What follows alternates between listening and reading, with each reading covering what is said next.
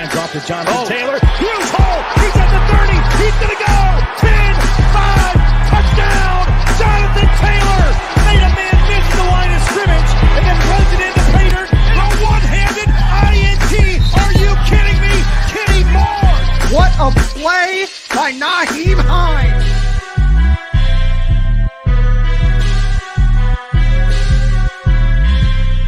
Horseshoe is back, baby. The horseshoe is back. What's going on, Colts Nation? Welcome back to another Bring the Juice Colts podcast live stream. Today, guys, we're going to be talking free agency and everything else going on going into the draft. Draft is only 2 weeks away starting today. Technically, actually 2 weeks exactly from today. But also we got somebody else joining us in here. He just showed up right here just a second ago. We're going to bring him in real quick. Our guy, Culture Shock, a.k.a. Marcus. Marcus, what's up, dude? Hey, what's going on? How y'all doing?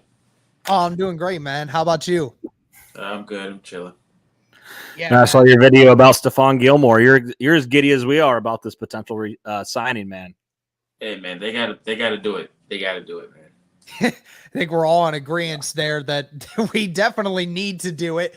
And apparently, like, I've been looking at Twitter updates over like the last 20 minutes, and like a bunch of people are saying the same thing over and over, that apparently the visits went really, really well, and that some people are actually expecting a deal to get done. Like, there's actual optimism inside the building that a deal's going to get done very shortly. So, hey, listen, I'm all for it. I'm about as big on the Stephon Gilmore hype train as anybody else has been. I know I think Eric said that I think he sent a tweet out, what was it, a week ago, saying that it's time to hop on the Gilmore hype train rather than the Matthew hype train now. I was there before him, so I don't want to hear anything about that. But hey, Marcus, we need to know, where's the brick gif at, man? It's currently in the vault right now, but it's prepared. I have my tab open, so if I see anything, I will definitely click off his YouTube and throw a brick. So listen, Marcus, I got to ask you, man, because like over the last few weeks, look, I've been seeing your Twitter.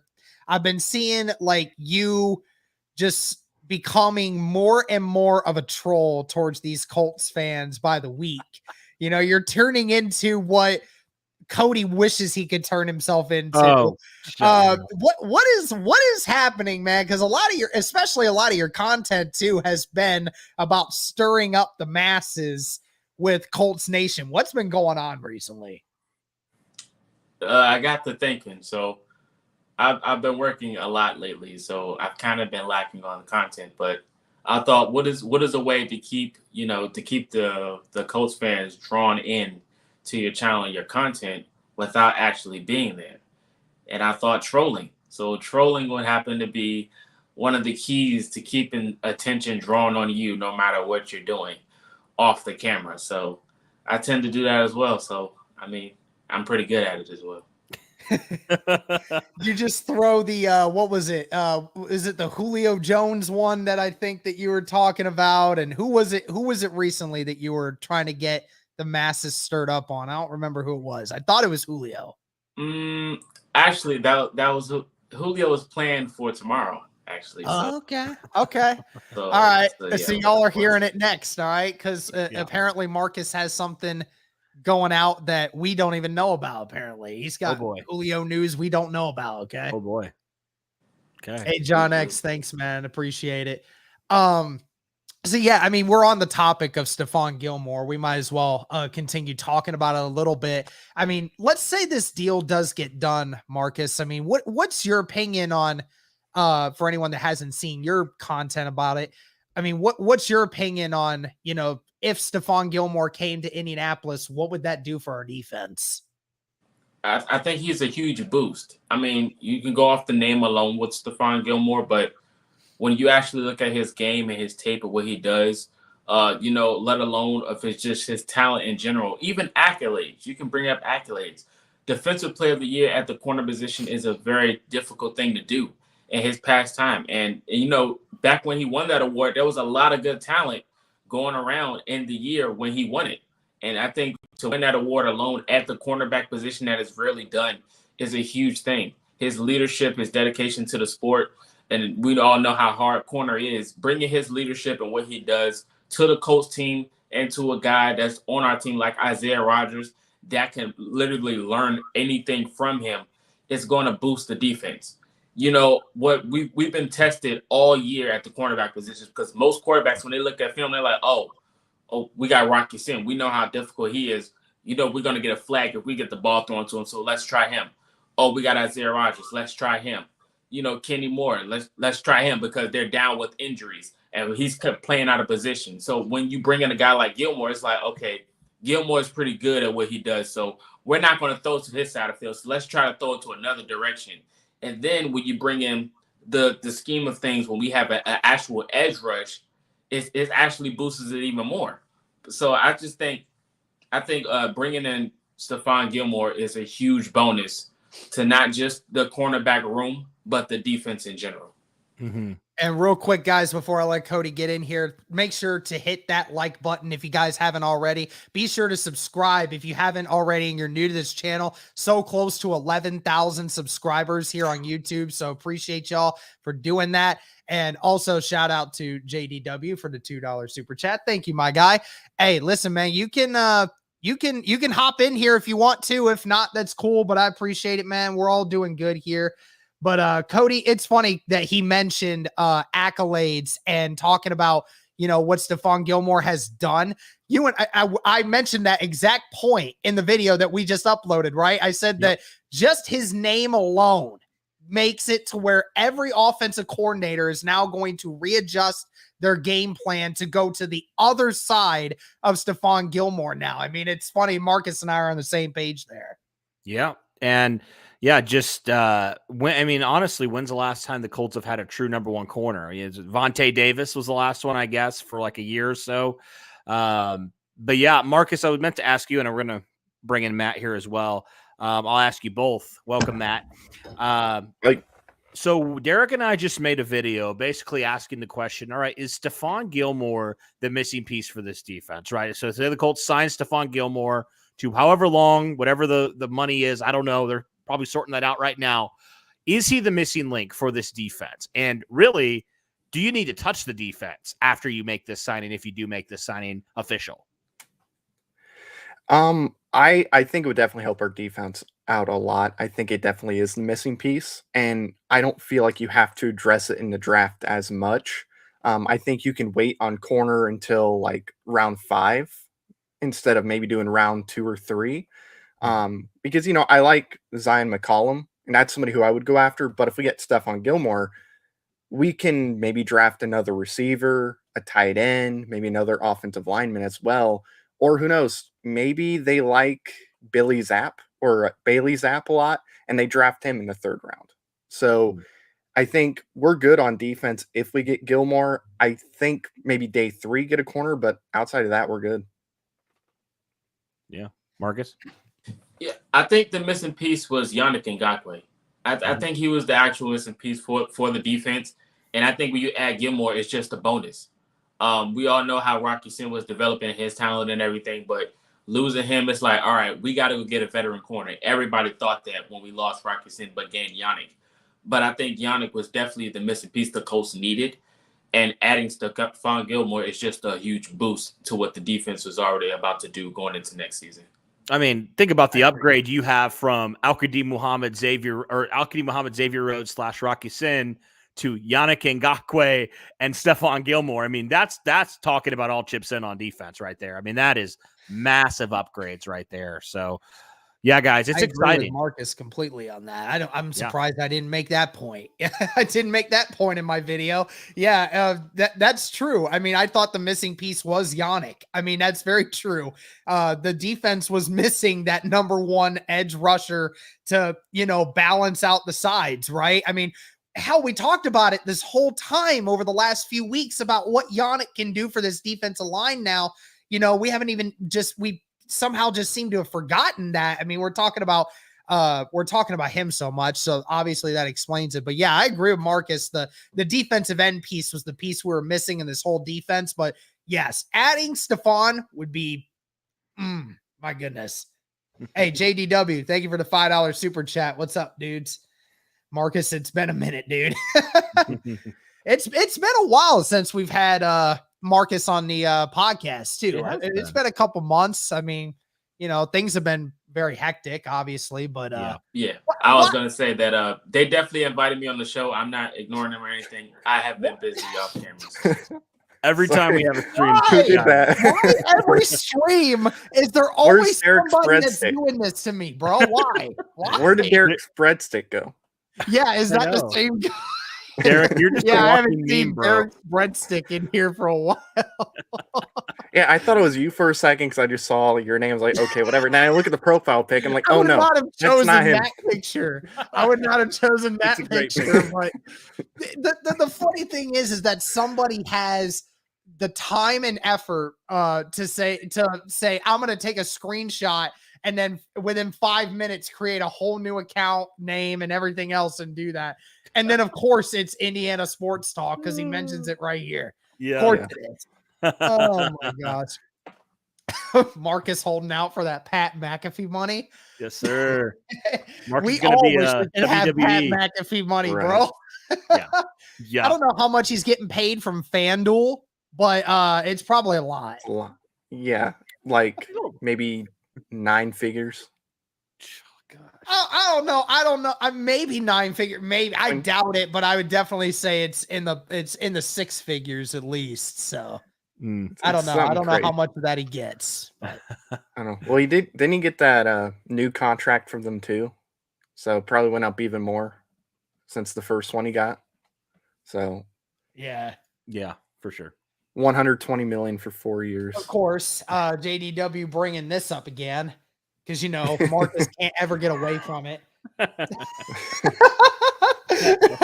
Can we get a picture up on the screen to kind of get the gist of that? But whatever.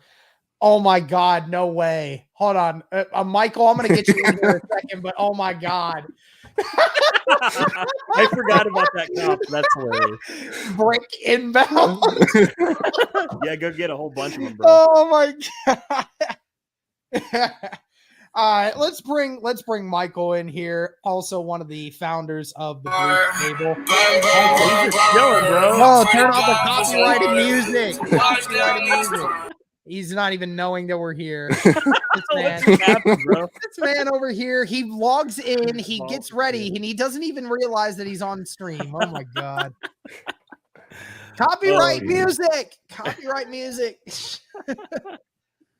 That was great. My God. These trollers are getting trolled. Oh my God. All right, let's try to add him back in again. Let's see if he notices. Yo. Can you hear us? Like Michael. He's just vibing, bro. Is he? No, I can't hear you, bro. I think he's just whispering. He's trolling us, bro. He's trolling. Well, that explains why he couldn't hear us when he was playing his copyright music on my screen. Yeah. Hear me now? Yeah, I can hear you now. Okay. You're a little loud with your mic. We put you in, and you were like just vibing to your music. So we're like, he doesn't know he's in the stream right now. Are you serious? Yeah, it was great. Oh, you was damn. vibing, bro, and I was like, copyright. Awesome. I was vibing to Juice WRLD, bro. Oh, okay. Hey, nothing wrong with a little Juice WRLD. Okay, everybody loves Juice WRLD. What's going on, man? I've been gone from like Twitter for like the last week. What's up with y'all? Oh man. Oh, nothing much. I mean, we're all just kind of reacting to this Stephon Gilmore news and how everything's going down. I mean, it sounds like the two big teams in the running are basically the Raiders and the Colts at this point. So I should say there's a very important comment in the chat I'm going to bring up real quick. I appreciate that. Matt, thank you. Bro, I know that's you. Stop, it's not me. Stop doing that. Stop doing that. I know that's you. It's not me.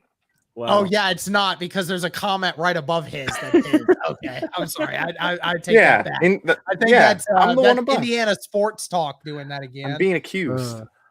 Oh, then we got Eric Ebron in the chat too. Yeah, man. Eric, what's up, bro? After that comment, Marcus literally put something in the chat and said he's about to throw a brick at this man for doing Eric. that.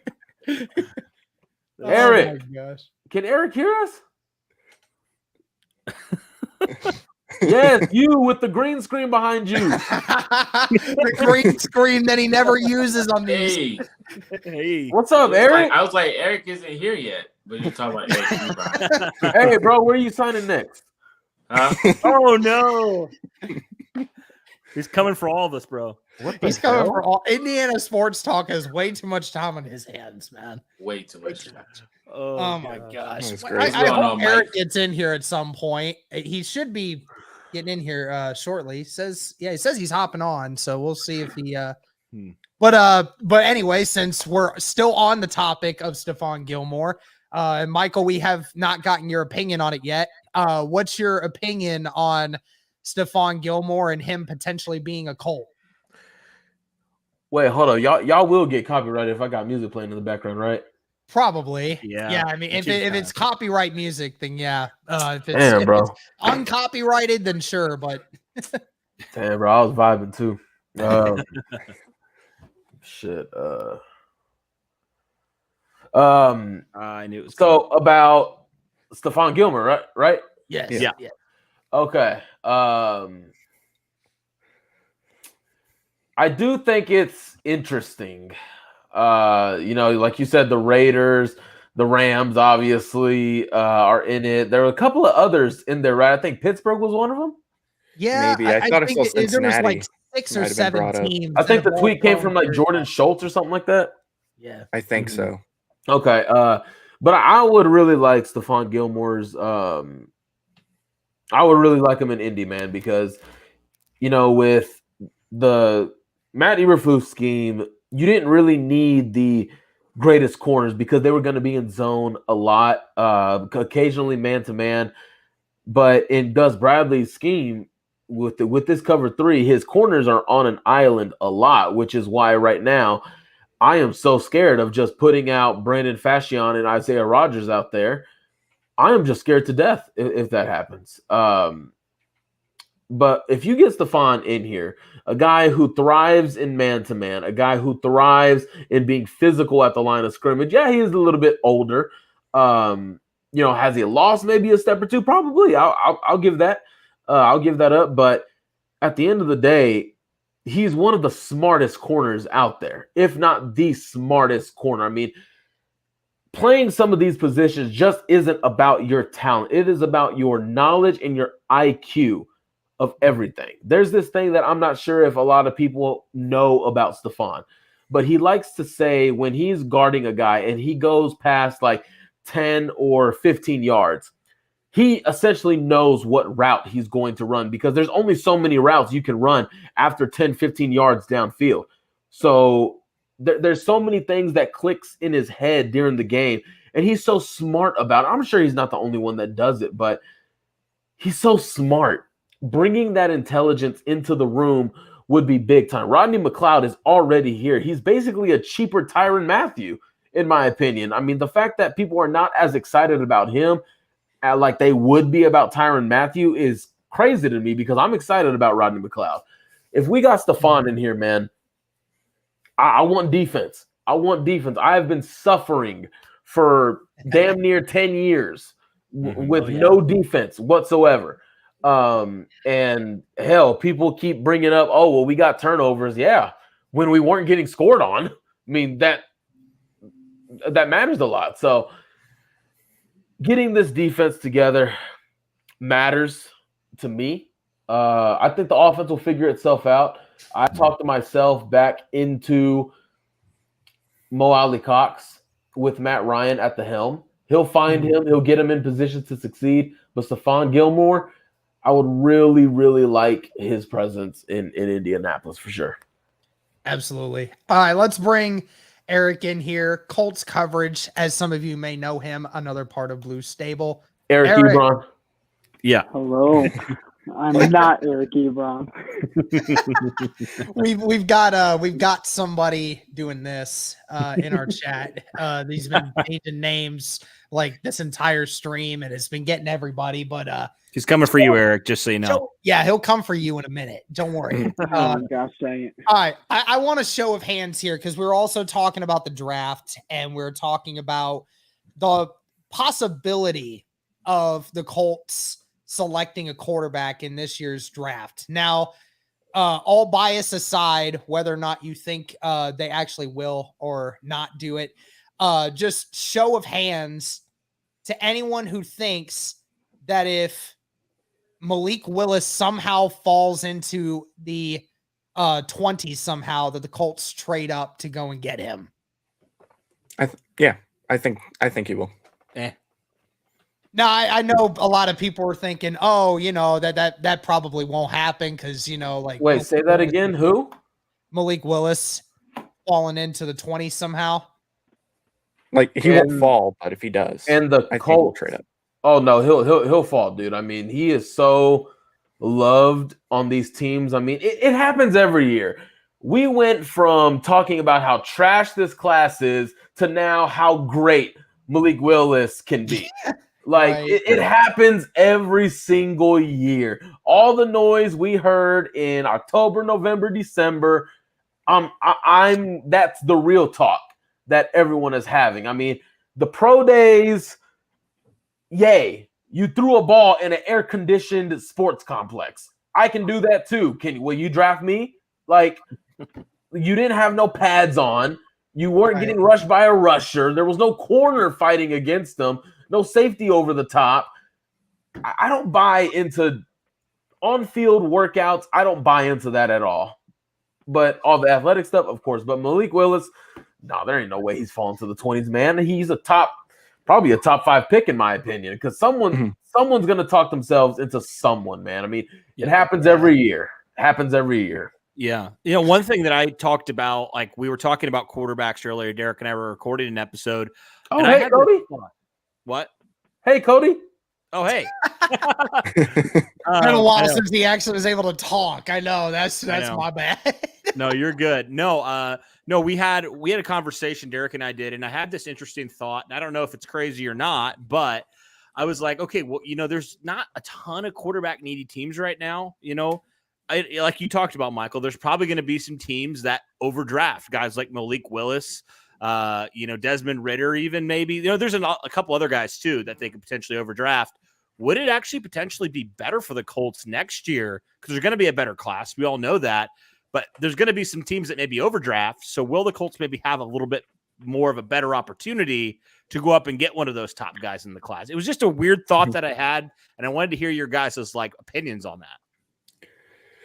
I mean, I would prefer to wait till next year if we're going to draft somebody early. There's a few quarterbacks in there I would prefer to have, like CJ Stroud is somebody I would, be fine with getting. Is it Xavier Ward, I believe? He transferred to Washington State, but what all the recruiters are saying is, and if they're right, then he's a generational talent. Don't know if they're right or not, but apparently he is. And then there's Bryce Young. So I would prefer to wait until next year, personally. Yeah, I agree with Matt. Definitely will wait for next year to get a QB.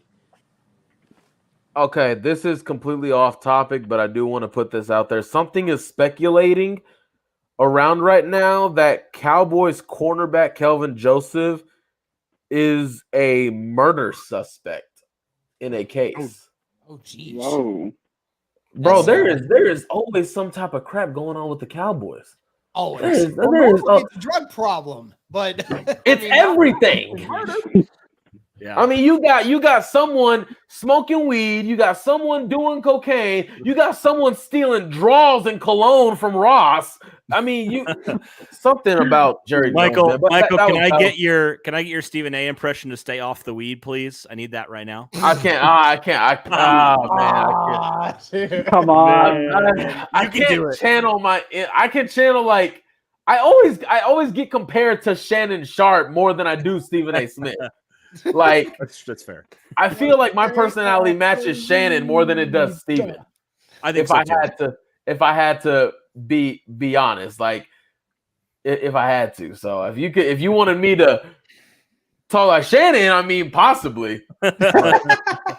You just were talking, and I kind of could hear the potential of it. So I was like, man, that'd be hilarious. Oh No, my I'm not Joey Molinaro, man. I can't channel those voices. Oh my gosh. Yeah. Okay. So we asked about trading up. I mean, is there a likelihood that the Colts draft somebody at say like 42, or if they potentially like traded back a few spots, say like somebody maybe like a Sam Howell or Matt Corral like falls somehow? I mean, does that seem like a possibility, more of a possibility to you guys? What's with all this offense talk? Well, I mean, because we haven't really done anything with offensive wise in free agency. I highly doubt that we make any kind of big move, splash move for the next 2 weeks leading up to the draft. Say it with me. Defense. Listen, I'm cool draft all defense. Draft all defense. I'm cool with it. I don't need offense. Listen, in the third round, if they want to go get a corner or if they want to go get a defensive end, I'm cool with it. That's fine because those spots are kind of they're pretty deep in this draft class. But I'm thinking you have to get offensive weapons, man. I'll do you one better. Okay. Trade up and get Ahmad Gardner. There you go. I just solved our problem. Oh yeah. There you go. Gosh. Yeah. Who needs a wide receiver? Who needs a tight end? Who needs? Who needs any of that? Dude, if Sauce came to Indianapolis, oh my gosh, my brother and I would lose our minds because my brother goes to UC. He loves Sauce so much, and I do honestly think he is corner number one. I know a lot of people have said that that's not true, but I definitely believe Gardner is corner one. So, but I think we have to get into the top 5 in order to. Yeah, I think there ain't no way. Anyone who does not have your top 2 of any order, if you don't have Derek Stingley or Ahmad Gardner in your top 2, you are trying to be the smartest person alive. That's just unfortunate. But to get to your question, getting back on topic, if there was a quarterback there, Sam Howell, Matt Corral. If Matt Corral is there, me personally, I'll draft him. I know we got Matt Ryan, but I still think finding a quarterback still needs to be on the table. A lot of people are now assuming that, they're not talking about quarterback anymore. We heard nothing but Desmond Ridder and Matt Corral. Now that Matt Ryan's here, we're hearing nothing about wide receiver. I still think that needs to be on the table. If Matt Corral's there, I don't care who's calling. I'm drafting him. That's just me. I'm drafting him. I don't care about y'all's need for a wide receiver. I don't care about people's crying for a tight end. I don't care. I'm getting Matt Corral. But if, let's say the Saints wanted to trade up. What was it? I think the Colts traded up to get Jonathan Taylor. They gave up a 4th round pick. I think you can get a 3rd round pick out of it. Trade back and get that 2nd round pick and get another 3rd round pick because you're negotiating. You know who's on board. You know who that team needs. So Chris Ballard can say, hey, you can give me this extra 3rd round pick and you can get him, or I'll just take him myself and you can't negotiate with anyone else. That would be interesting as well. Right. Yeah, I mean, I think the fact that they're visiting with Sam Howell and Malik Willis shows that they definitely are still considering a quarterback. Yeah, I mean, if Matt Corral falls, and lands at 42, you got to take him, I think. I know Matt Ryan will probably be here for 2 years, maybe 3 years, but I mean, if you get a guy like Matt Corral at 42, I'll be fine with that. Let him sit behind Matt Ryan for a year or two, learn behind him, develop, and then hopefully when Matt Ryan's done, he'll be good to go. I would just like to take a moment to say this. I honestly don't care what Chris Sims says about anything, honestly. Okay, I will say Chris Sims is also the guy that said Oklahoma State didn't run the ball. And they were literally one of the best rushing teams in the country.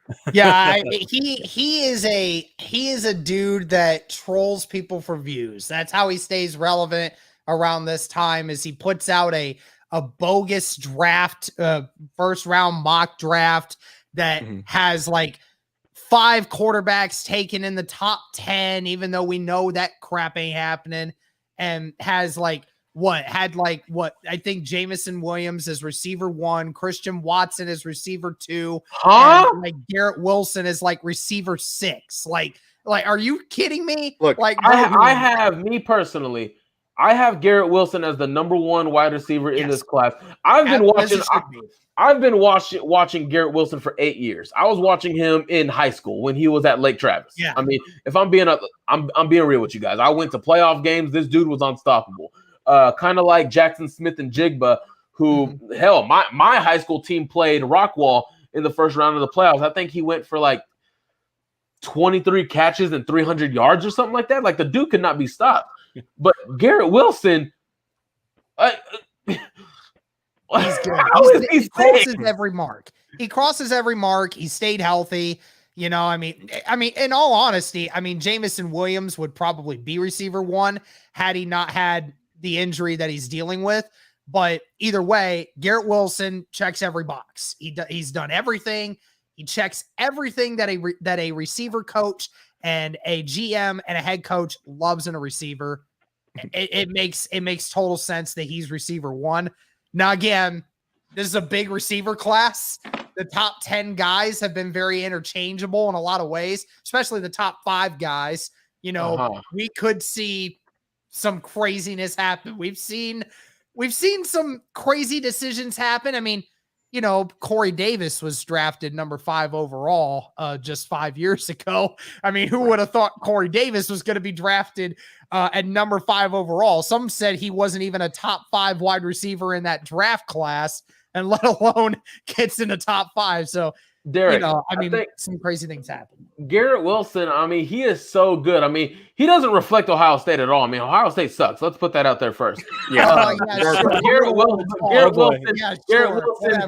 Garrett Wilson himself, I mean, the route running, the blocking, he's a mixture of Kenny Golladay mixed with Odell Beckham.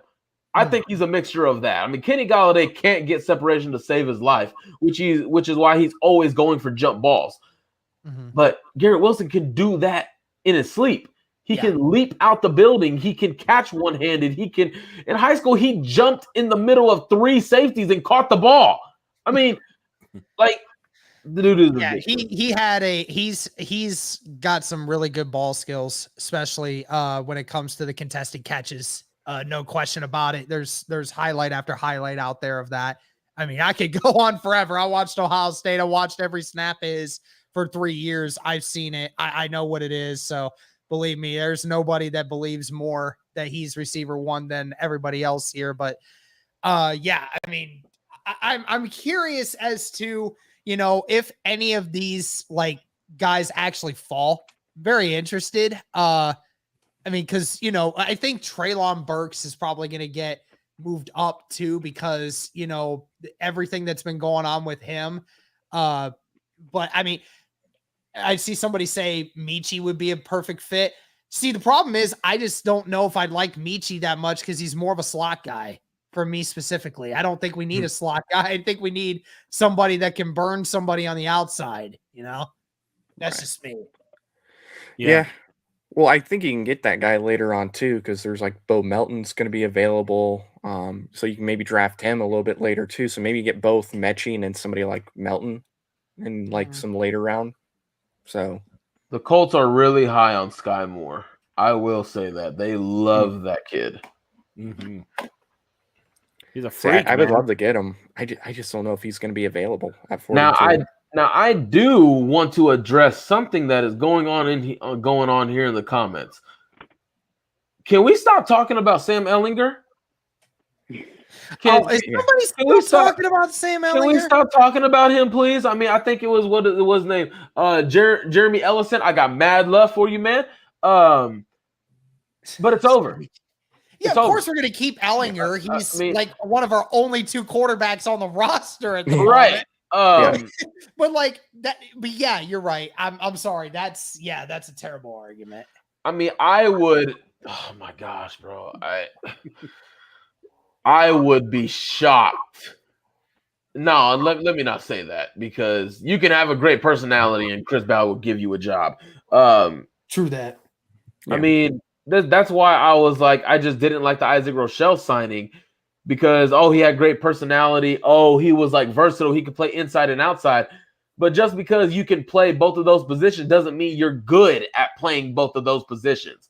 Mm-hmm. Like if I worked at McDonald's and I knew how to do grill, fries, cashier, and ice cream, it doesn't mean that the service is going smooth. But the ice cream machine never works. Yeah, that's exactly. I mean, just because I know those positions doesn't mean that the train is moving. They need to have a white flag in front of their stores that waves every time the ice cream machine ain't working. That way, anytime anyone gets any funny ideas coming into that drive-through and wants to slow my time up because they're trying to get ice cream that ain't available, that's what McDonald's should be doing. Hold on now. Did you just say get funny ideas by going to a restaurant and getting some ice cream? That's not funny ideas. That's logical. It's funny ideas. Yeah. They just coming in. Logical. All they want in that drive-through is to get a damn ice cream cone. Take your ass inside and go and get it. All right. It's rare to get an ice cream cone from McDonald's, Derek, because ice cream machines are never working. Right? So of course they want to get some if it's open and available. You know, Derek, just because you said that, I'm going to go to McDonald's after the stream and order like 10 ice cream cones. All right, I'm going too. I ain't got no work tomorrow. I'm good. I'll go and get an ice cream cone tonight. Right. I can't even. Cody, I would be with you, but the machines are probably broke still. So. I can't even remember the last time I had ice cream from McDonald's. I just don't go there for ice cream. I go to the place around the corner that's called Freezing Point. I just get my ice cream from there.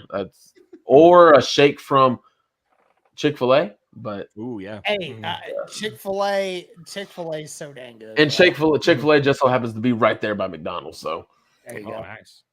Anyways, back to football, fellas. Yeah, look at Michael having to keep us straight here. JDW, but in the meantime, I made what are we gonna do to get Derek to go off the rails in this stream? And McDonald's ice cream machines was the thing that almost did it. Derek, what does get you off the rails, man? What anything we can debate about, and especially with you, my guy. You and I, we go back and forth. Listen, I don't like losing things. I don't like losing arguments. And when I debate, it's like that with people. I have a couple other friends that do that same thing. Derek, I will say, of the 2 teams in the country that get so overhyped the most, Texas is more legitimate than Ohio State. Yeah, I ain't gonna respond to you with that because I don't know one player on Texas and they got ranked number 6. That's a load of shit. We don't have to do that. I don't need to respond to that.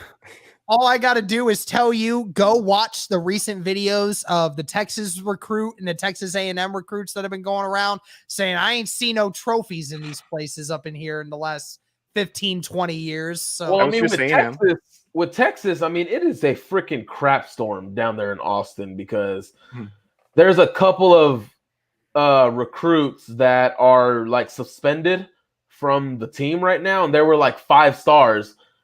And that's what my tweet was. I'm not sure if anybody here follows me, but I tweeted like about a week ago or so, like, you can't expect to throw all this money at these kids and expect things to just go so smoothly in Austin.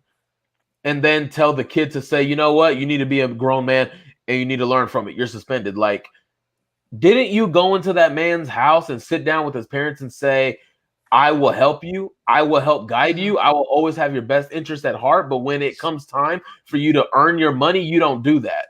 Like, I despise everything that's going on in Austin. I hate Steve Sarkisian. He doesn't care about these kids. Gary Patterson is there now. From what I hear, Gary Patterson is like the voice in that locker room now more than Steve is. I just hate the college game in general because things like that, it happens at Ohio State too, Georgia, Texas, all these name brand schools, they can just sit there and say, here's this NIL money. and they don't talk about anything else. Hey, Like, that's the name of the game, homie. I mean, for a fact, I know because I'm a little bit plugged in with TCU. I know for a fact 3 guys went through home visits, and it took 2 hours to actually start talking football. The rest was just how much money you could make, what you could do with the money, and some of these guys were just like, who the hell cares about money, bro? Can we talk football? Can we talk about the university? Can we talk about, like, kids do care about that stuff, but normally it's just, here's this money. Do you want to be here or not? Like, I don't see how that brings tradition and honor to the university anymore. But that's my little rant for Eric. I haven't heard from you in about 20 minutes. Who are you a fan of again? Oh, Eric's here, yeah. IU. IU? Where the hell even is IU? Bloomington. Hey, don't be disrespectful, okay? There's about 100 people in here that are IU fans. Be very careful. I can't say anything though, because we suck. They will come for your ass so hard, Michael. I'm just asking, like, where is that? Hey, for the first time in about 30 years, IU is actually relevant in football again, okay? Well, they they become so relevant Are in they? football now, Are that they? become irrelevant I in don't know basketball, about that. okay? I don't know about that. Well, Derek, to be fair, they were relevant in an 8-game season, like 2 years ago. Oh, oh, my heart. I mean, I'm not even a Hoosier. I'm not even a Hoosier fan, and that hurt. Oh, listen. Baby, can you give me some medicine? They weren't too bad this previous year. They just need They to went get what, some more. 3-10, or sorry, 3-9. I don't remember what God the record damn, was. man, this dude Not is bad. coming in. It's because his favorite team is on the other side of the state, aka Notre Dame. Look, I don't hate IU, but I'm speaking facts. Yeah, Hey, my freaking you want to talk about a program that is overrated as hell? Talk about Notre Dame. Honestly, over the last Hey, we're 4 consistently years, a top 10 who has been recruitment. the most overrated bunch Bruh. of all of this? We don't pay our students to come to our school like Ohio State. Yeah, you guys can't. We don't get pay our players. Derek, get That's all in the you corner. care about. Derek, get in the corner. Did you just say Notre Dame does not pay their kids? Never came out. It's never came out. They did. Yeah, Maybe just NIL because it money. don't come out don't mean it ain't there. We don't homie. pay our kids, and if our kids cheat, we suspend them. We don't let them play. We don't even have to get caught, and we just do it. Oh my gosh. Listen, I'm just sick and tired of the NCAA always having like a pity award for you guys. I'm sick and tired of it. Listen, Ow. I get you can potentially be a top 10 team. Sometimes you are, but you ain't top 4, homie. You're not there. You Look. just your team has not been there. Even in the Manti Te'o days, you guys did not deserve to be there. The only reason you were in there is because Manti Te'o had his imaginary undefeated, girlfriend boy. hanging around, and it was a story to make it in. I That know. was it. We were being top 10 teams that year, like Oklahoma. They were a top 10 team that year. Stanford was highly rated that year. I don't. I believe USC was don't too. wanna That was hear before they that. went You down guys- the You dump. guys got lucky because Manti Te'o couldn't figure out who he was talking to online, Look, and that's the only reason they were there. I'm still stuck on the fact that this man said they don't pay kids. Listen, I love I'm Notre still on Dame. that. I don't even know what y'all just said for the last 2 minutes. I'm still stuck on that. I'm still we on that. haven't paid. We don't do that. It was Dude, funny. We've I never will- had any If you went scandals. to their campus, look. if you go to their football stadium, you would think they wouldn't be able to. I afford will to pay their I will say this. It costs like $50,000 a year to go there. I will say this so respectfully, and I know there are no TCU fans in here, so I can't get in trouble.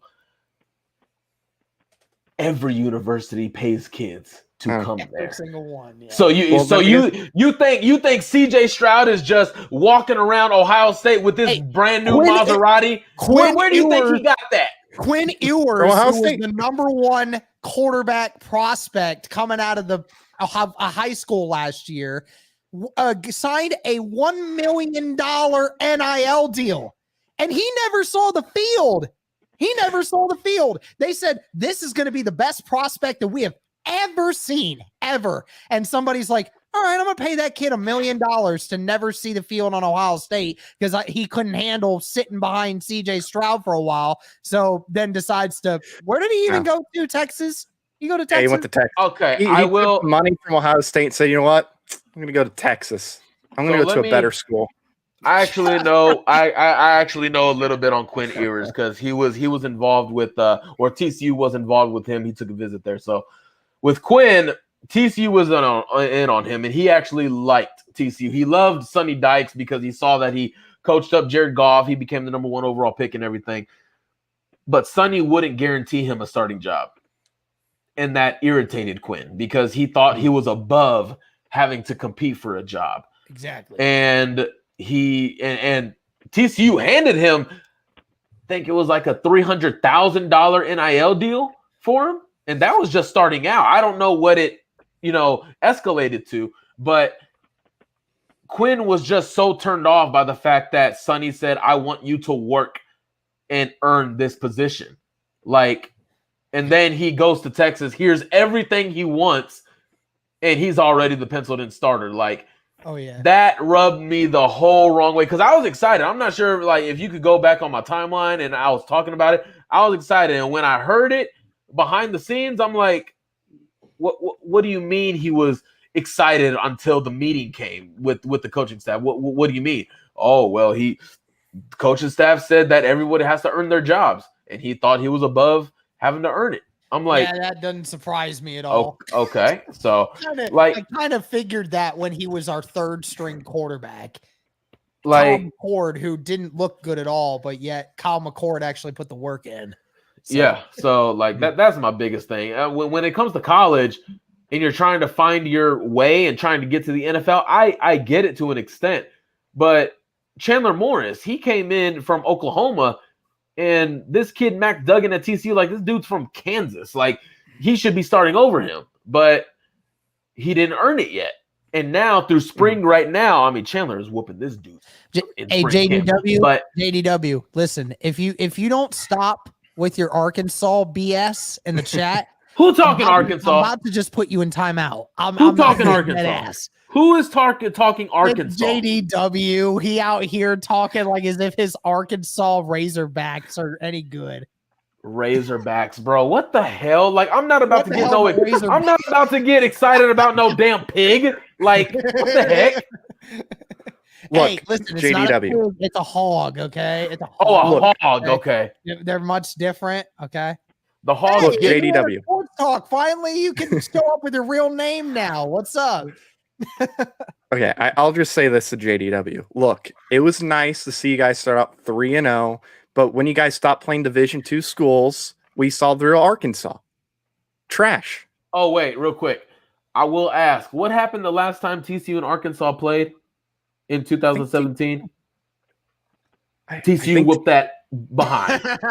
if this was my channel, I would say it, but I got respect for Derek and Cody, so I won't say it on their stuff. But TCU whooped that behind. Okay, I'll just put that out there. Oh man, jeez. All right, isn't this a Colts podcast? I thought so. What we were talking about anymore. My goodness, I don't even. Okay, you know what? We're going to talk left tackles here for a second. We might as well go on that topic because we haven't even discussed that in a while. And listen, that is one glaring need on, at least in my opinion, a glaring need for the future that we still have not addressed. I don't think Matt Pryor is going to be the future at left tackle. I just don't see it. But anyone think that the Colts draft a left tackle at 42 or 73? Derek, you trying to fight? No, I ain't trying to fight. I'm just telling you what I see. No. You're trying to fight because when you say Matt Pryor sucks, that tells me I didn't say Matt Pryor sucks. You said that. Well, wait, hold on now, because I think I'm good in English language. When you say I don't think he's the future, you are saying he sucks. That's like saying, oh, I don't think Patrick Mahomes is the future. Why? Because I think he sucks. If you're not the No. future at a position in the It's NFL, completely that means different, you are not homie. good. So Completely therefore, you different. saying Matt Pryor is not the future tells me that you think he sucks. So I want you to elaborate on that. I think he's a better right tackle than a left tackle. That's No, just my la cagas, man. Oh my gosh.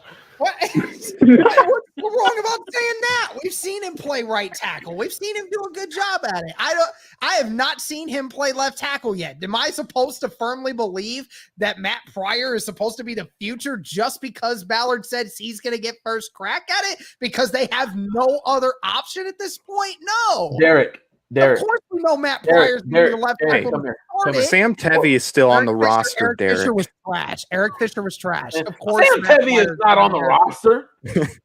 I thought he was still on the roster because he Bro, didn't get cut because of injury. Do not even bring up Eric Fisher's name. I will leave this stream. I am so glad he is gone. I am so glad he is gone. His name right now. I'm so glad he is gone. That dude was we're all glad. like watching Feels like him I'm on make part of the interruption. Bro, watching that man play left tackle made my behind hurt. Like I had to stand up and walk around because of how much he was.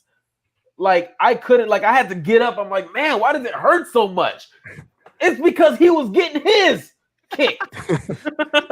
Man, I'm gonna let y'all talk, man. I feel like I'm being annoying. Let me step back for a second. You know, the audacity that he wanted more money. What else got to say about the left tackle situation? You think we draft him one?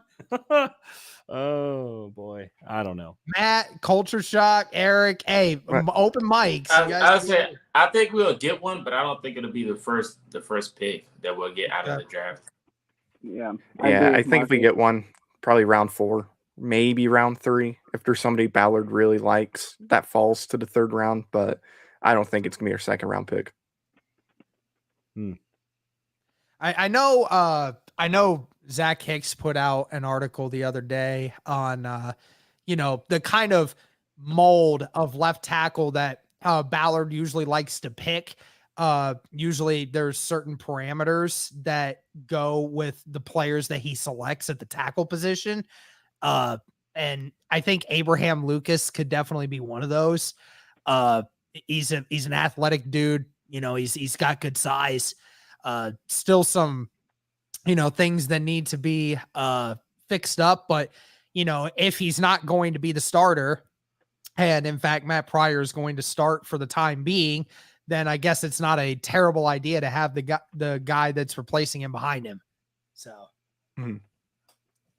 Right. Yeah, and I agree here with Alex here, saying you can't find a good left tackle in round 4, just an undeveloped backup. I just don't really see the Colts waiting that long. If they're not going to get one in the draft, then at least within the first 2 picks or within the 3rd round, then they're gonna probably get somebody in free agency because they can't roll out there with Sam Tevy. Can't be doing that. They can't be rolling out there with Julian Davenport either. So, right. we're stuck. Yeah, I agree. I just don't see one being drafted in the 2nd. I just see. I think 3, 4 is kind of what I'm thinking. Sense. Probably 3 would be the better place to draft somebody, unless like a Kellen Dyche. Is that how you say his last name? Dyche. Unless someone like him is available in the 4th round, maybe they draft him, let him develop for a year behind Pryor. And then if they like Pryor, they keep Pryor. If they think they need somebody else, maybe Dyche is ready. Why does everybody always keep saying draft Arch Manning? Why would we wait 4 years still for part of the Manning family? I know it's the Manning family, but good Lord. You know how many? He's probably going to be the number 1 overall pick in that draft. Probably. Ain't no way the Colts have anything to go with that. Unless they can somehow squeeze 4 years of football out of Matt Ryan. Right. Which they probably could. They probably could behind that offensive line. They probably could. But I don't want to suck for, that last year to go get him. Right. Is it me or is it like, I don't know. I don't know why so many people are like so adamant on the Colts sucking to go and get a quarterback. Like, why do you want the team to suck so much?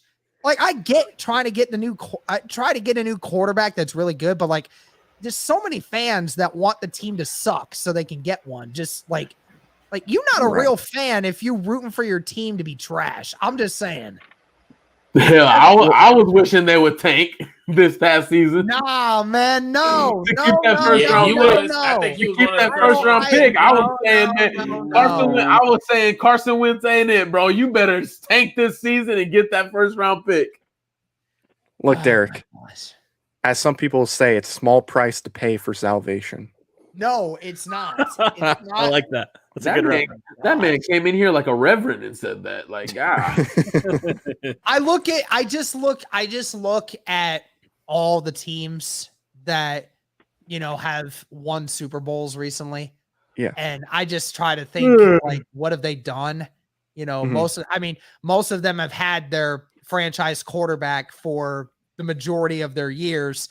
But I mean, when you even think about that, I mean, Kansas City traded up in the first round to go and get Patrick Mahomes. It's not like they were the 10th worst team in the league. They were a very good team even before they got Mahomes. And, the freaking Patriots, freaking Tom Brady became the generational quarterback because, it's the one guy that was ever drafted super late to be one of the most successful quarterbacks ever. And then, the Eagles, Carson Wentz was the number 2 pick, but then again, he wasn't the one that led them in the playoffs to win that Super Bowl, right? So you think about that, and then you think about the Rams, they bought their team, and they still buy in their team.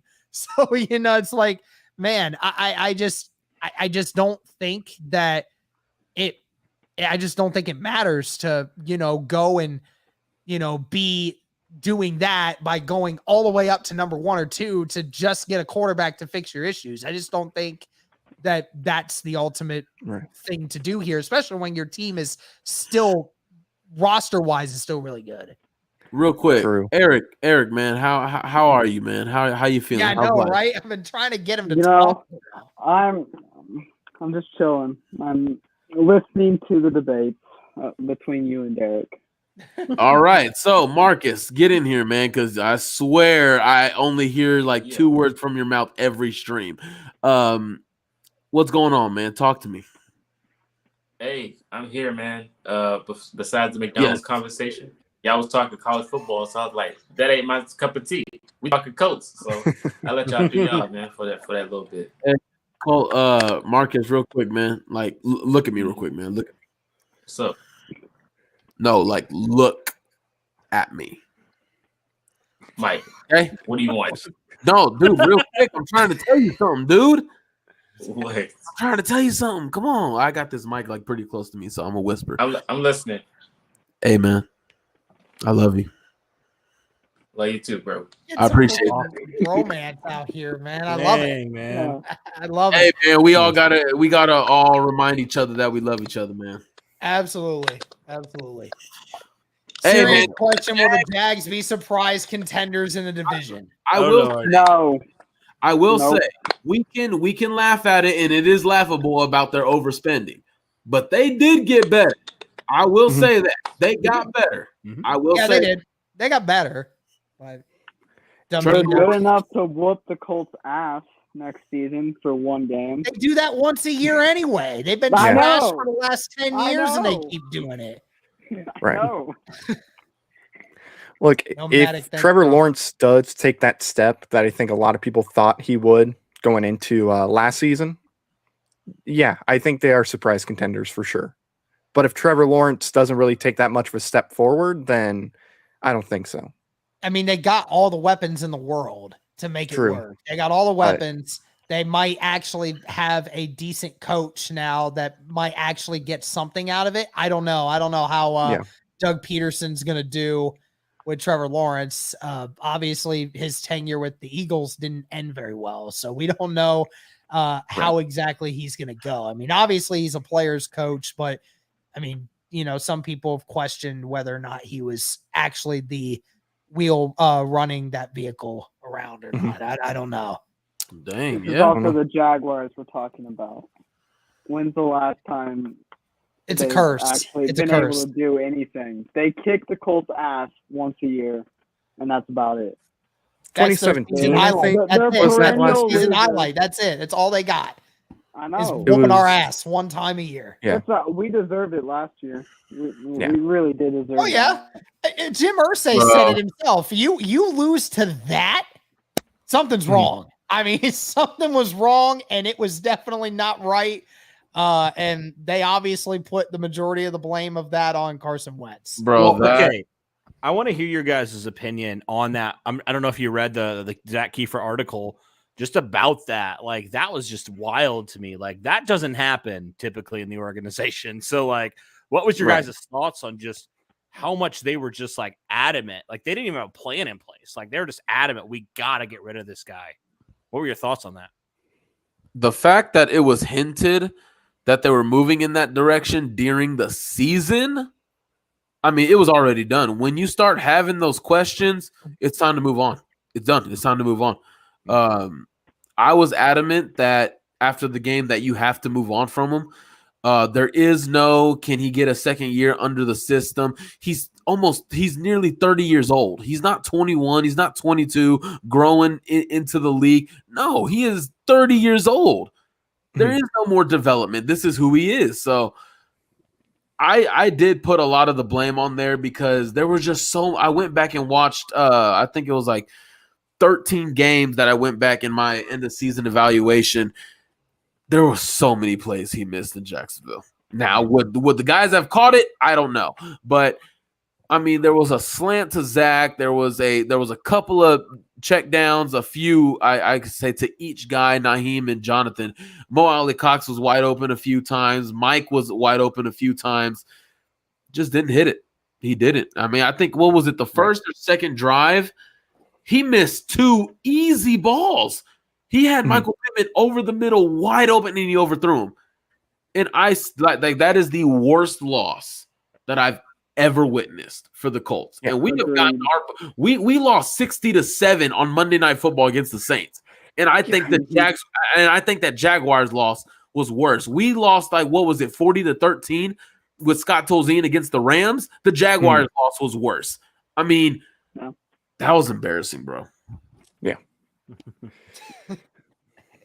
Yeah, it was bad. And it seemed like it was like it like permeated in the locker room, man. Like, that's like crazy. Like, that it got to that point where, like, people were literally just saying, like, yeah, we got our butts kicked, like, you know, and they admitted it. Like, there was an issue. So I mean, Jim Irsay doesn't typically say that kind of stuff. So for him to come that strongly into it was just crazy to me. Like, that's just not how the Colts organization typically goes. So it's interesting. I haven't heard all your thoughts on it, so I just was curious on that.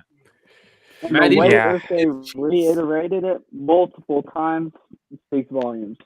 He didn't just trade Carson Wentz and be gone. He talked about it at length multiple times.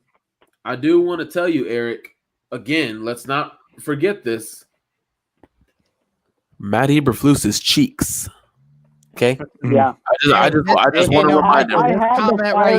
This comment right here is right up your alley. Team Samuel, right? Let's go! Let's go! Hey, listen. That man ain't getting paid $130 million. I'll pay him. And he ain't getting it. No, it's okay, he ain't getting it. Let's go. No, Debo wants to be the highest paid non-quarterback in the league.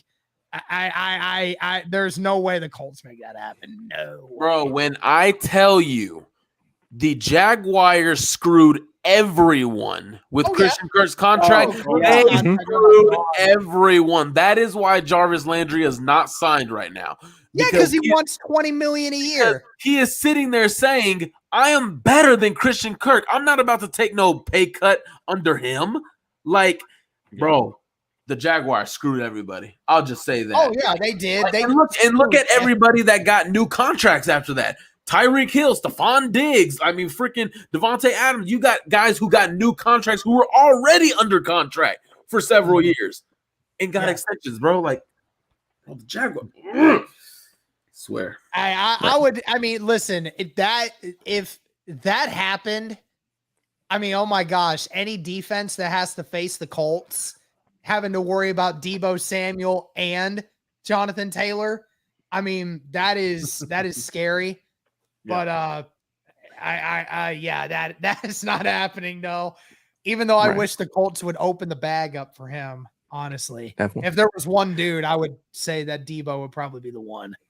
Right. But all right, I do have to hop off though. I got to leave for work in like 20-30 minutes. So I'll listen to the stream. On that third shift life, y'all. Yep. Right. Unfortunately, at least I have tomorrow off. So that's good. Go. Same here. So I'll take that. All right. Well, see you later, I'll catch y'all later. All right. See ya. See you. Bro, what do you guys think about the Kyler Murray situation? Bro, hell no, Kyler Murray. No, it's hilarious. He's acting like a man child. He's acting like a man child. Yeah. Bro, really is he acting like a man child? The dude disappeared over the last 7 games of the season for the Cardinals last year, and then cries and complains that he won't play unless he gets a new contract. Like, bro, you actually got to do something in order to make a contract. If I was the Cardinals GM and I received that, and I don't know if another letter or a sit down happened between the GM and agent, but for the agent to post that on social media, talk about we want to be committed, we want to be a part of here, but only if we want to feel some security in a new contract. Like, you were already the number 1 overall pick. You're already making $21 million. Like, in 3 years of not truly winning too much, you started off 7-0, and then you reared off at the end when DeAndre Hopkins got hurt. When DeAndre Hopkins gets hurt, that's not when your stats get worse. Your stats are supposed to stay the same because you made DeAndre Hopkins who he was. Mm-hmm. But that's not the case. And the whole fact that he's sitting here acting like he deserves the contract, for what? Yeah, for what? What have you done? You ain't winning them playoff games. You ain't winning anywhere. If I was the Cardinals GM, and this would have already happened a long time ago, if I was the GM, I would have called him in. I would have straight up asked him, what makes you think that you earned this contract? And if they would have got smart, or whatever the case may be, whatever answer they would have given, I would have responded, I'm a talent evaluator, and I don't see it the same way. So if you won't play under the same contract, it was a pleasure having you, man. Thank you for being in Arizona, but you'll be on a new team by tomorrow. That's what I would have done. There is four QBs for the future for the Seattle Seahawks. Geno Smith, Jacob Eason, Culture Shock, and Kyler Murray. 4 QBs for Seattle Seahawks. Book it. Why would Arizona send him in the division? Yeah. Hey, listen, I'm just saying this, Marcus. You definitely could beat out Geno Smith. I'm just saying. Seattle got enough money to give it to him. You could beat out Geno Smith. I'm just saying. Maybe not Jacob Eason, because Eason could probably throw a football further than you. But other than that, I think you could still beat out Geno. Seattle Seahawks just gave Geno Smith $7 million for 1 year. I can do that. All I gotta do is hold a clipboard, pay me. Thanks, bro. Thanks. I could do that for $100,000, bro. Yeah, bro, for real. Give me just give me one. Just give me. I'll warm the bench. I'll do everything Now, if you gave me $500,000, bro, I swear I'll be out there in my damn drawers if I had to. I'll be on the headset. I'll be getting the players water. I'll be the first one out there. Gio, you need some water? He's gonna be the Jacoby Brissett. He looks good on the cameras when they score a touchdown. He had nothing to do with it. But running down to the end. I'm gonna run out of the field, bro. I'm gonna run out of the field. I'm like, bro, I know you tired. You need some water, but on the sideline, we're tired of you throwing incompletion. So take some water, see if that helps you, bro. Man, give me $500K, bro. I don't know how Colt McCoy and Geno do it. They still got jobs just holding clipboards, man. Hey, whoa. Colt McCoy's good now. He's solid. Don't disrespect him now. He's solid. He's solid. A solid clipboard holder, yes. Well, that's what a backup quarterback is. That's what they are. That's what the third string quarterback is. Yeah. You come in for a series or a game, and Colt McCoy did some solid stuff when he came in for a game. Yeah, I mean, going back to Kyler, I mean, it's ridiculous. Again, I saw the comment earlier. Somebody was saying somebody's looking at what Watson just got, right? And that's kind of reset how these big name quarterbacks view guaranteed money. I mean, look, the only difference was Deshaun Watson took his team to the playoffs. The only difference was he had a worse coach. He had a worse organization. He had a lot less roster on his team to work with. Yes, he had DeAndre Hopkins for a few of those years. But then again, he was still able to do things that Kyler Murray just wasn't able to do, a.k.a. throw passes consistently and make plays by other than just using his legs. So, look, at the end of the day, if Kyler went out next season, took his team to the playoffs, won a playoff game, and then showed that he had some potential still going for him, then yes, I absolutely could see him asking for a new contract and probably getting it. But the difference is, yeah, you ain't won anything yet. You ain't won anything yet. You're not worthy of being paid like a top 10 quarterback right now. You're just not. Now, I'm not entirely sure if you guys are familiar with his come up, but the way he's acting right now is how his parents raised him. I mean, I don't want to step over a line here, but his dad never had him work for anything. The dude grew up in Allen, Texas. His house was like $5 million. At 16, he was given a Lamborghini. Like you went to you went to a high school that looks like a damn college. Your high school stadium definitely looks better than most college stadiums. He was given the job at Allen. He probably would have gone to Denton Guyer, but Denton Guyer was kind of so-so on him. So Allen said, "Hey man, we'll give it to you," because he was a two-sport athlete. So he went there, had a breeze with a bunch of 5 stars on his team, went undefeated throughout his whole entire career. Gets a little rough at A&M, all that stuff he said, like at A&M about the coaching staff.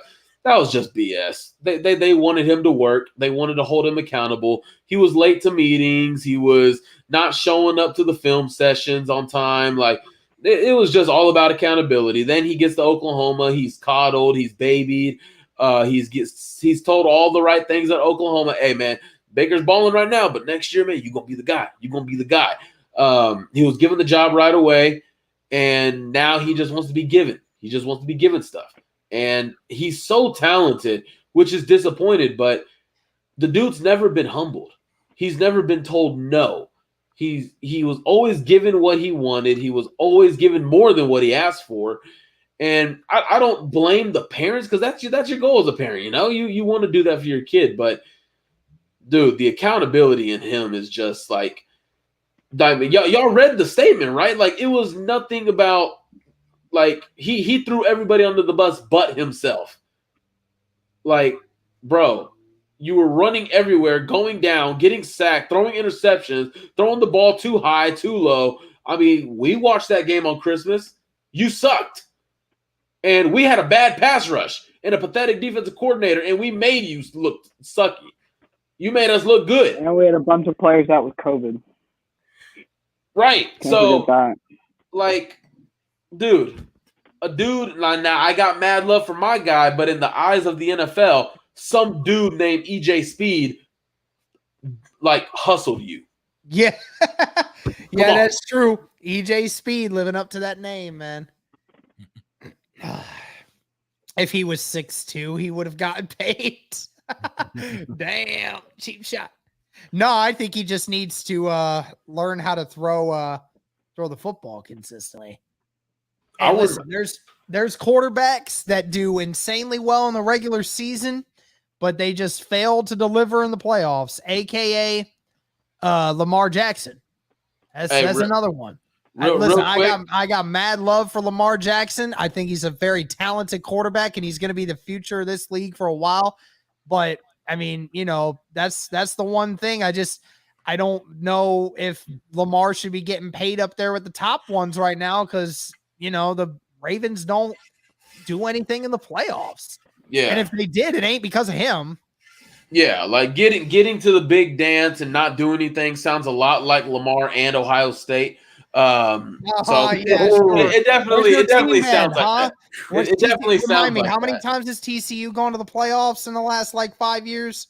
So I will tell you, if Ohio State and TCU met up in 2014, TCU would have whooped y'all's behind. Yeah, I'll whatever. just say that. They were the better team. Marcus Mallett and Paul Dawson would not stomped everyone. Marcus Mallett and Paul Dawson would have shut down Ezekiel Elliott. Bro. Ezekiel Elliott going up against the TCU defense would have made him a second-round pick. Let's just put that out there, okay? But getting back to, the Lamar Jacksons of the world, I just don't view it as like he hasn't done too much of it. So one quick thing that I wanted to ask y'all, and I gotta hop off. What's y'all's opinion on the wide receivers? A lot of people are upset that Ballard didn't trade for Amari. He didn't trade for Robert Woods. The 6th-round picks.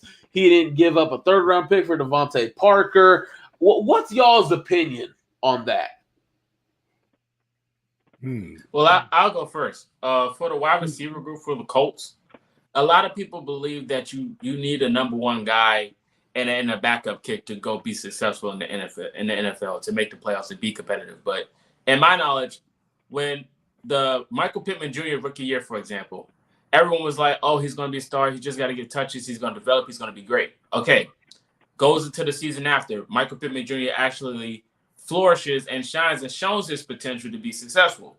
Now, I can use Nyheim Hines as an example, how he was good with Phillip Rivers, and then when Carson Wentz comes in, he goes non-existent and, he kind of slumps. So going into next season, a lot of people want to see Nyheim Hines be used more. Well, to my thinking, how will he be used more if you're going out and getting all of these wide receivers? And a lot of people say, oh, he can line up in the slot. He can be a wide receiver. He can be a dual threat. He can do everything. But if you're going out and getting all these wide receivers, you're going to go back to limiting Nyheim Hines to what he can actually do. So I think if we're going to use Nyheim Hines to actually be a good gadget player like Cordell Patterson for Matt Ryan, you're going to have to put him in those specific roles. And I think Nyheim Hines can do that. I think we have enough talent to be competitive to win the AFC South. We don't need 3 number 1 wide receivers to go out there and put up some numbers. It even showed last year. We lost a lot of things due to QB play and lackluster on defense. It wasn't because of the talented guys. Of course, you can bring up the drops, but I think our core is decent enough to win the AFC South. And I think Nyheim Hines could be a very good gadget player to get those yards to make up for most of the things that another wide receiver can do out of free agency. I would counter with that by just saying, look at the Cincinnati Bengals, for example. They have 3 guys that I would consider number 1 receivers potentially, or fringe number 1 guys. And I don't know. I just kind of look at it as like, look, they have free Joe freaking Burrow, and they still feel like they need to get him help, And so when it comes down to it, I feel like you just need you at least need, I think, 1 more guy to complement Pittman, because he's going to get command more attention as he's growing as a receiver. I think you need another legit guy because, we saw it with T.Y. Hilton. The Colts could not, as much as they tried, they could not get him a partner in crime. They couldn't. They tried for years and years. And when it came down to the playoffs, what happened? When they played Bill Belichick, he would just double team T.Y., take him away. Nobody else could step it up. Now, again, this isn't probably the same scenario exactly, but I feel like you need some guys at wide receiver. I really do. Now, I don't think it's as dire of a need as maybe some people are thinking, because I do wonder how much, like you talked about, quarterback play did factor into that. But I do think you need 1 more guy. That's why I'm pretty sold on that 2nd-round pick. I think it's got to be a weapon or some sort for Matt Ryan, because you brought him in. I'm still here. It just, my camera died. I knew it was happening. But you brought him in and you haven't signed 1 offensive free agent since you brought him in. So I think for me, I just think like, you don't have to go pay a wide receiver, what a lot of people have paid them this offseason. But I do think you certainly can't put your eggs in the basket of, oh, Paris Campbell's going to be healthy, because he hasn't shown that. Or, as much as I love Ashton Dulin, I don't think he should be your number 2 wide receiver. I just think you need to get some sort of weapon. I think tight end, if you drafted a guy mid-rounds, I'd be fine with that. But I do think wide receiver, for me, you just got to get Matt Ryan more weapons, right? I think you just have to at this point. I don't think it's a question of if. I think it's a question of when. Like what round do you take him in at this point? And maybe do you kick the tires on a free agent or something like that? I don't know. All that to say, I just want Matt Ryan to be as successful as possible here in Indianapolis, and I think you have to get him a legit number 2 guy, whatever that looks like, whether it's draft, whether it's free agency. I don't know what it is, but that's just my argument, I guess, for it. And here's the thing. I mean, I think a lot of people seem to fail to realize that Ballard doesn't always know what the specific asking price is on every single wide receiver that gets put into the boards. I mean, we hear about Amari Cooper. I mean, everyone forgets everyone sees the draft compensation that was given up. Oh, that's nothing. But then on top of it, you're paying $20 million to a guy that, a lot of people say the stats don't actually match up to the real player that he is. I mean, again, there's a lot of things that go into it. And I think a lot of times we let emotion get the best of us when it comes to making those decisions. And then, of course, Matt Ryan not being there until a little bit later kind of hurt the Colts' chances to get somebody. I will say that I absolutely despise Chris Ballard saying that this room doesn't really need that much more of an improvement. I think he's saying that obviously just to show confidence in his guys, but I think he definitely knows that that's not true because, you got Michael Pittman, but outside of that, I mean, T.Y. Hilton always getting injured now. Paris Campbell always getting injured. And then your backups are Ashton Doolin, who has still yet to actually confirm to be back on the team at this point. They did tender him, but there's still a team that could go out there and sign him. Doubt that'll happen, but there's still a chance of that. And then what? I'm supposed to put all my faith in Desmond Patman and Mike Strawn. Like, no, I'm not about to do that. So, they definitely need to get somebody.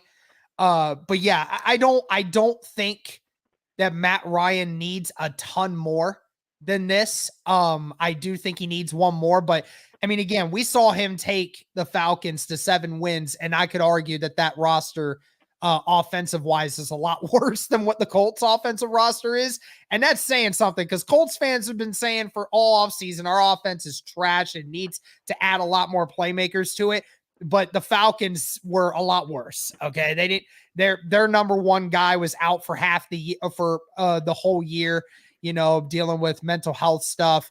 And then they never had a run game. I mean, Matt Ryan, I don't think has ever had a real run game threat that he would have this year, so I think that he's in a better situation, but they absolutely do need to get at least somebody at wide receiver and tight end before the season's over. They have to.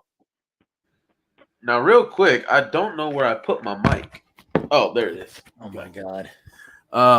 Put it on your shirt. Can't you clip it? Yeah, it was already clipped, man. Golly, don't tell me what to do. Come on now. All right. Well, we'll get one more thing in, and then we're gonna probably end this stream because Cody's got Cody has to leave, and we're gonna. I will just say this: I agree with not trading anything for these guys because Amari Cooper, good Lord, I wouldn't even trade a 7th-round pick for him. Always dealing with something, even though he hasn't missed games, bro. He's always dealing with some kind of injury. He's taking himself out of games. My family's big Cowboy fans, so I found myself asking when I watch these games, where's Amari? Like, he's not even on the field. Like, he's not doing this. He's not doing that. And I'm supposed to pay him $20 million to do what? Perform wide receiver 3 production? No, thank you. Robert Woods, 30 years old, ACL tear, still wouldn't pay it. Devontae Parker, a 3rd-round pick for a guy who's already almost 30 years old? No. So, yeah, I agree with not going for it. Other than that, man, I've said it plenty before. I don't love this wide receiver room. I don't love this tight end room. Banking on these guys is just like, if you're like in year 2, I get it. I'm for it. I'm with it. But in year 5, with Matt Ryan, the team, the core is already 26, 27. They're tired of wasting their primes. And you're putting your faith in Paris Campbell, who has not shown to be able to be healthy. Mike Strawn, who made the roster only because you didn't want anyone else to sign him off your practice squad. That was the only reason Mike Strawn was on the roster. He was never going to get any real playing time. Desmond Patman, still no real playing time. Tyler Vaughn on the practice squad. I mean, I don't understand that approach, man. If it works out, Godspeed. Amazing. But standing here right now, this is such a dangerous game that he's playing. I don't like it. I hate it, actually. I debate with people about Ballard when they're talking about, oh, he doesn't win, he doesn't win, he doesn't win. I mean, bro, show me the consistency he's had. Show me where is it at? No quarterback. 2 quarterbacks retired on him. Franchise left tackle retired. Some would say early. I would say early. But football is a physical game, and it takes a toll on everybody differently. This is just depending on 6, 7 round picks. I don't get it. Like I don't get that part. Even if you went with a rookie, you're still weak. It still doesn't make you that much better. So in my mind, I'm just like, bro, what are you doing? Like I get it. Mo Alley Cox, he can probably do some stuff with Matt Ryan. But last year, the dude was running the wrong routes, running into guys because he was running the wrong routes, missing blocks, dropping passes, and you gave this dude $18 million. I would have given him 8. There were some other tight ends on the free agent market that I would definitely say was better than Mo Alley Cox, and they got like half the money. Like, I don't get it, dude. There's some things that I love. Trading Rock for Yannick, I love. Getting Rodney McLeod, I love. Getting him for cheaper than Tyrann Mathieu, I love. Because I think essentially they're the exact same players, in my opinion. Maybe Tyrann's a little better, but you're also paying like maybe $15, $20 million more. With Rodney McLeod, you're getting the same player. He's just not the big name. So, but with wide receiver, man, I continue to be so puzzled. Like, can you not? Tre'Quan Smith got 2 years, $10 million. Bro, could you not do that? Could you not do that? Everyone else that left in the market, I get it. But, bro, really? You're going to sit there and say Mike Strawn over Tre'Quan Smith? What has Mike Strawn shown, bro? What has he done? He takes a lot of risk with saying we hope they'll work. Yeah, out. Mike Strawn beat 4th and 5th string corners in training camp. That's nothing to get me excited. Yeah, it's good content for training camp, but when the going gets tough and you put him in front of a corner 2 or 1 in the regular season, that dude is getting shut down. He's getting shut down. Yeah. And I'm supposed to sit here and say, you know what? We got Strawn. We got Mo Alley Cox, dude who fumbles balls, misses blocks, runs the wrong route, and I'm throwing $18 million at him? All because he was a good guy and he played in the NCAA tournament? Like, bro, come on, man. I disagree with you on the blocking thing. I think he's a really good blocker. I just think he's a good blocker, but sometimes he just missed. He doesn't create space too, and that's the problem. Is every catch, unless the team is playing in a zone coverage, Molly Cox is not getting open. He's never going to get open. His best game was against the Jets, and I was there. We was there to watch that game. Yeah, absolutely. All right. Well, I think that's going to do it for this one, guys. We've done an hour and a half stream. Went really well. Thank you to the 125 of you in here that were hanging out with us. Want to thank all of these guys. All of these guys are part of Blue Stable, so make sure you all go check them out on Twitter and everywhere else. Some great content over there from them. Thank you guys again so much for tuning in. Let us know your thoughts on what the Colts should do the rest of free agency and what they should do in the draft. Again, thank you all so much. So close to 11,000 subs. And as always, guys, go Colts. Shout out TCU. Oh my God. OH.